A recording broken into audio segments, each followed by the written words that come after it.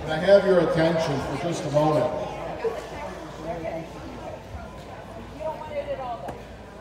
As many of you know, we are celebrating our 50th anniversary here of St. Demetrios and our 46th annual festival. But this year, we've been even doubly blessed. Father Zacharias has come to us all the way from Rhodes, Greece, with the icon of Saint Paraskevi. He will explain to you exactly what her miracle working abilities are.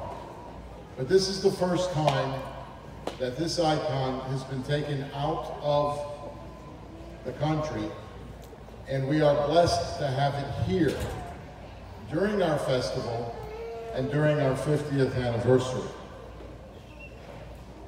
If you care to do so, you may come and venerate the icon. Following the opening ceremonies, the icon will be placed back into the Holy Chapel of St. Kyriaki, which is across the bridge, and you will be able to have a private time with this icon and venerate it there also.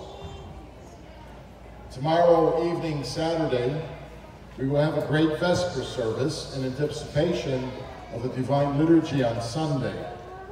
On Sunday, the icon of St. Paraskevi will travel to the Annunciation Cathedral, and then it will return here to St. Demetrios in the chapel of St. Kyriaki for an additional 4-hour stay.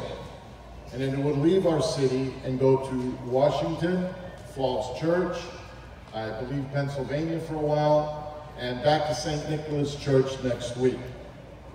So, if you can give us your undivided attention for just a few moments, I would like to invite Father Zacharias to the microphone to say a few words about this miraculous, miracle-working icon. Thank you, Father Lou.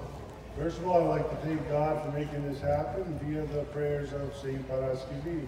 We'd also like to acknowledge our thanks for Metropolitan Demetrios and to give us his blessing, as well as the entire office, and Deacon Demetrios, of course, for his help, and our Metropolitan in Rhodos, Kyrillos, and as well as our Patriarch Bartolomeo, and of course the Catavian Society USA, which is based here in Baltimore, for making this happen. Saint Paraskevi herself was born in the early 2nd century in a village outside of Rome. Both her parents were Christian, so she was educated in the Christian religion. And then at the age of 20, she became an orphan from a well-off family. She sold her estate, but she gave most of it to the poor. And she also built communities of virgins. In other words, they were a nun, similar to what a monastery would be today. And at the age of 30, she started to expand out of Rome. And then the pagan Roman emperor at the time, Emperor Antonius, got his attention, and he had her arrested. She was brought into him, and he tortured her in various ways. But of course, these tortures had no effect on her. She did not even feel the pain. And of course, she did not become a pagan herself, which was his goal, to make her be a non-believer of Christ. And one of the last things he did to her was he put her into a kettle of boiling tar. This tar miraculously spat on his face, and he ended up becoming blind.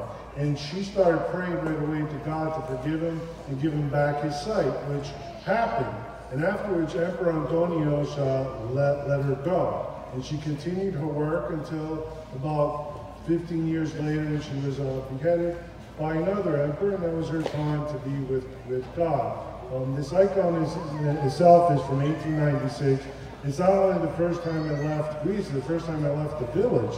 It's never even left the village, and it's made its way here. Back in 1896, the villagers donated silver, the silver they had in their homes or whatever, and it was melted down and was created this icon of Saint Paraskevi.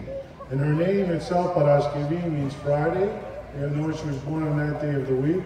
But her parents named her not so much because she was born that day, but rather it means preparation, and it's also in the Greek Orthodox Church the day we commemorate the suffering of Christ, which is the preparation for the resurrection, which is what we all believe, in the resurrection of the dead. And it was built in 1896 with the silver throne from all the Katavians in the village. And she's known to have done plenty of miracles in her time dealing with the eyes. That's why, because she did the miracle with Emperor Antonius, she's known as the healer of the blind and of eye ailments via Jesus Christ. We don't believe that she actually does it, but rather she, through her prayers and closeness with Jesus Christ, these miracles happen. But also other miracles happen. Women have recently been notified via her in their dreams, and some that see her in person also, that they had breast cancer. Indeed, they had breast cancer before their doctor even detected it. So it's an honor to be here, and yes, we're here at St. Demetrios, and we'd also like to thank Father Lou and the whole Paris community. This is actually from the Metropolitan of Rhodos, Kyrios. Our Metropolitan of Rhodos is known in the Orthodox world. He's one of the best hymnographers, hymn writers, and he's written this. It's in Greek, but it has all to do with different saints from the island of Rhodos. Either they lived there or passed through there. One of whom who passed through there is even Apostle Paul. So Apostle Paul, which is in the Acts, when he visited Rhodos, it's been a Christian community since his time. He left behind the disciples, and the Christian religion has been there in various forms, and it's never died. We went through different empires and different emperors, different religions have had us, but the Christian church always remained. So Father, I hope you find this useful.